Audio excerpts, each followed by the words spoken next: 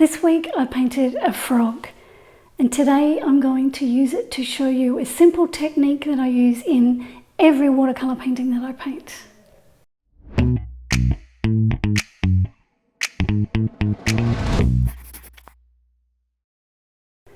Watercolour, unlike other mediums, tends to paint itself if you let it. With a bit of experience, you can create some amazing effects if you allow it to do what it wants to do. What I want to focus on in this video is a simple technique that I use in all of my paintings, where I drop one colour into another colour that's wet. This helps to add interest to the painting. Sometimes it might be referred to as charging. This is an expressive technique that allows you to blend your colours on the paper rather than on the palette. Here I've painted on some French ultramarine, and now I'm dropping in some Winsor violet on top of the blue. Here on this crow, I'm using some Payne's grey to paint in the feathers on the leg. So my paint's wet. And to make this colour more interesting and this area of the painting more interesting, I'm going to drop another colour onto that before it dries. So this is Winsor violet that I've got. You might remember my liquid amber leaf that I painted for a YouTube tutorial. Here I'm putting on the red, and now I'm dropping in some Winsor violet onto that wet red paint. Here's a dog that I painted. That grey paint is wet, and now I'm dropping in some raw sienna. And I've got some Winsor violet now, I add that as well. And I don't want these colours to blend together to make another colour. I want to see three distinct colours. So once this is dry, then I work over the top of it and start to add detail. Now I want to show you what I did with this frog painting. I don't mix a lot of colours on my palette when I paint. I prefer to use colours as they are straight out of the tube. If I do any mixing or blending, it's usually on the paper rather than on the palette. I made an exception for this frog though, because it's green, and greens straight out of the tube have a tendency to overpower a painting. So I thought for this one that I'd mix my own. In a moment, you'll see me mix up some colours at the start of the painting. Then I'll show you how I use this charging technique of dropping one colour onto another all the way through the initial washes on the painting. I've got some phthalo blue green shade, some Winsor lemon, and some quinacridone gold here on my palette.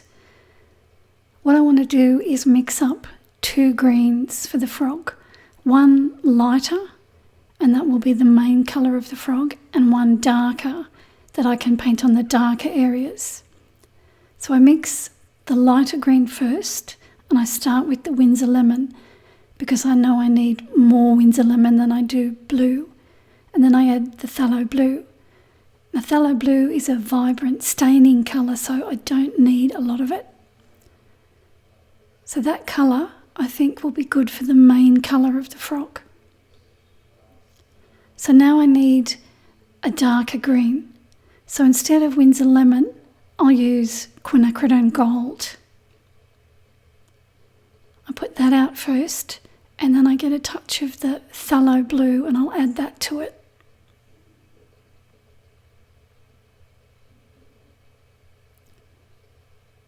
So I'll just take a little bit of it first, just to see.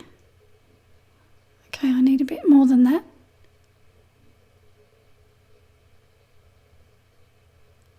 So I'll use something like that as the darker green. Let's have a look at that. Yeah, I think that will look okay on the frog. So that will be my darker colour that I drop onto the lighter colour. And I think that will look good.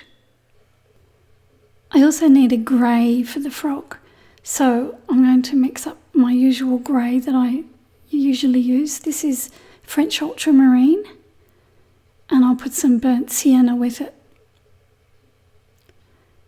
The French ultramarine is a granulating colour, so it's good for when I'm wanting to add some texture to my painting.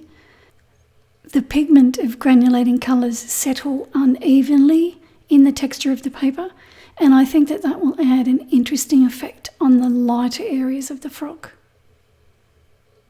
So that's my grey that I'll use.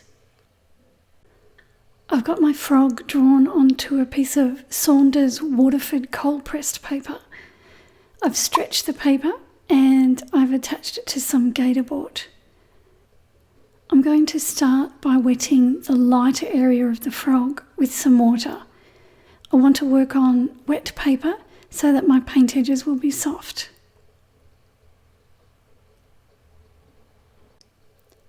Then I use the grey that I mixed up. I paint that onto the wet paper, and you can see how the water on the paper allows that paint to move, and it creates those lovely soft paint edges that I'm looking for.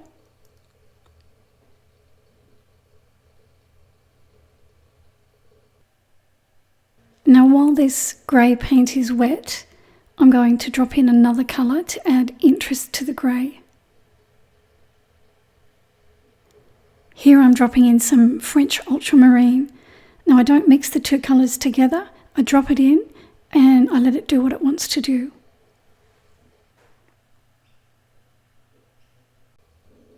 And I'll also drop in some of that lighter green that I mixed up. I've painted a bit more of the frog underneath the mouth there, and now I'm painting the lighter green onto the frog's head.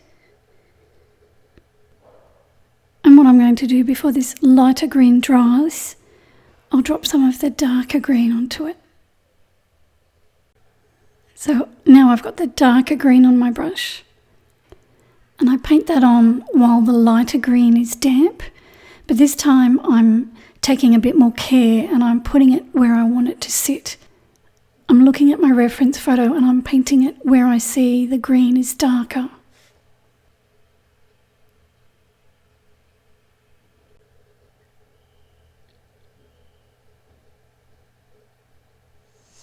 I also do that on the front legs.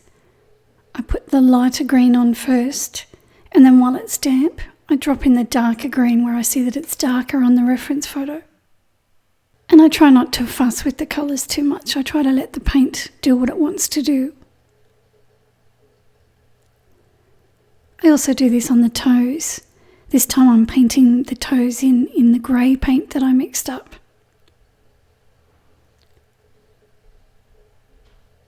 And while that grey is dry, I drop in some burnt sienna.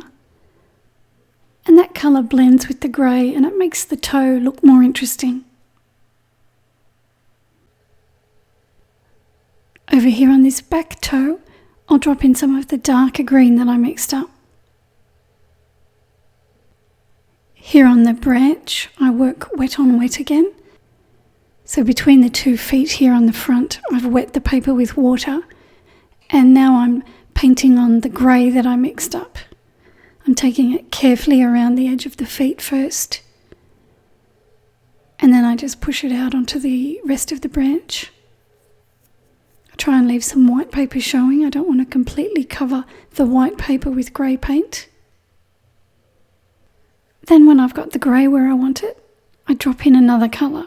This is burnt sienna and this is going to warm up the branch.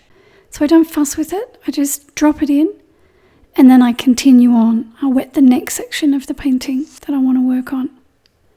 So while that's wet, I put the grey paint on, and then when I get the grey paint where I want it, I can start to drop on the other colour. So here I'm using burnt sienna again.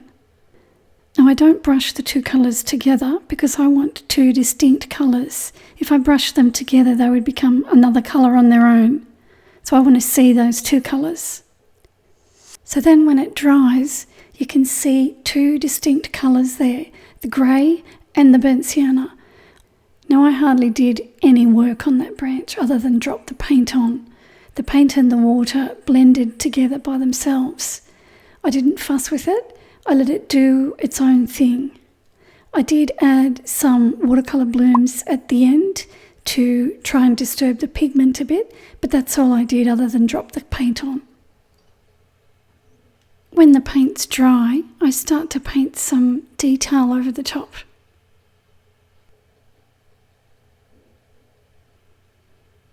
I try to keep the detail to a minimum so that I don't lose that beautiful freshness of the initial wash where I drop those different colours onto the wet paper. I like to include some detail, but I try not to overdo it.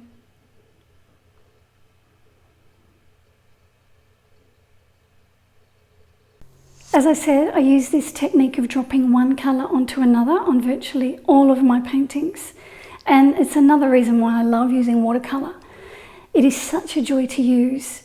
And like I said earlier, if you learn to leave it alone and let it do its thing, it will often paint itself. And you'll get lots of happy surprises in your paintings. The full-length tutorial of this frog painting will be available on my Patreon site next month, along with this new rose painting that I've just finished, and lots of other exciting things as well. Thanks for watching. I hope you will make good use of this technique in your watercolour paintings. Give this video a like and hit the subscribe button, and I will be back next week with another tutorial for you. In this video is a simple technique that I use in all of my paintings, where I drop one colour.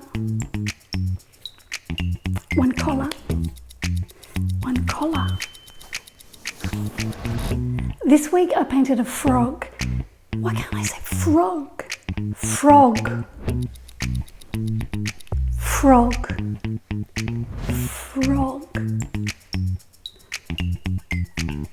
It is such a joy to use, and start again.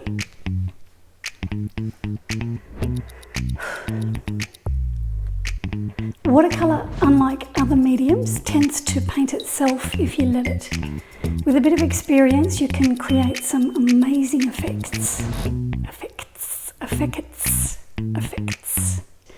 With a bit of experience, you can create some amazing effects. Effects.